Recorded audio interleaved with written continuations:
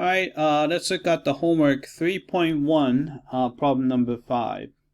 All right, what exact point on the curve y equals 9 plus 2e to the x minus 3x is the tangent line parallel to the line 3x minus y equals 8?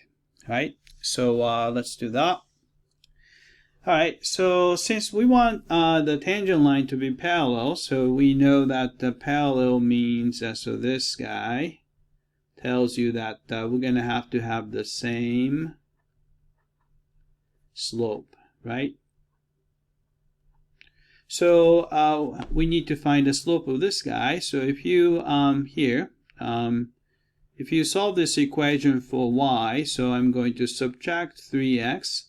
So we have negative y is equal to negative 3x plus 8, which was already there. And then we can simply divide through by negative 1 so that we can isolate y. So y is equal to positive 3x minus 8. Right? So this tells you that a slope value m is going to be, right? It shows up right here, right? So this is going to be, so slope is going to be 3, right? And at the same time, in order to find the slope of the tangent line, what we can do is we can find a derivative. So we're going to actually find the derivative of this given function here, right? Derivative of 9 is 0 because it's a constant, so I'm not going to write 0. It doesn't really do anything. And then you have a 2, constant multiple. Then you have a derivative of e to the x is still e to the x, right? Then you have a negative 3, so minus 3. And then derivative of x is 1, so 3 times 1, so I'll just leave that, right? So we want this derivative to become 3. So we want to find, so if you want to find a slope, let's say x1, comma y1 to be the point of tangency, then if you want to find the slope m, what you would do is take the derivative and then plug in x1 into it, right?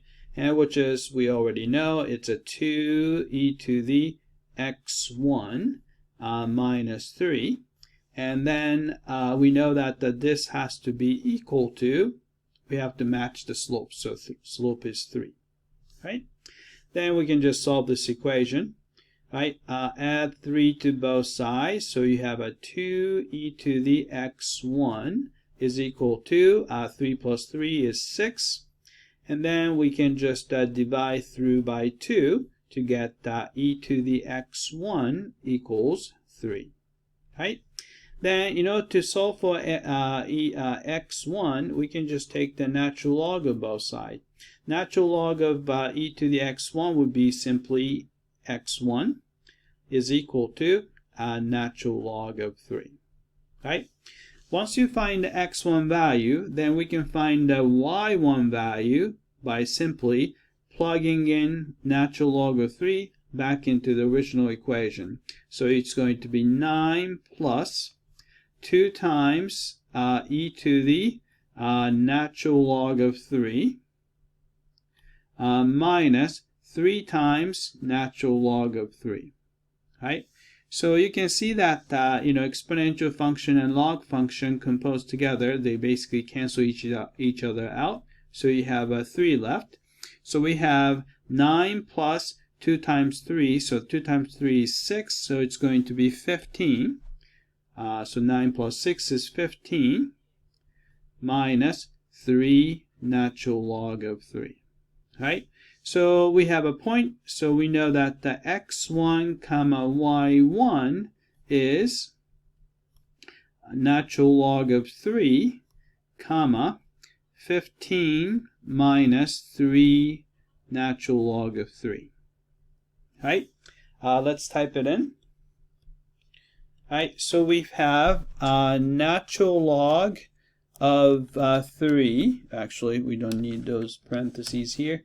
Natural log of 3 minus 15 natural log of Oh, actually, what was I forgot what it was. Here, 15 minus, sorry. 15 minus.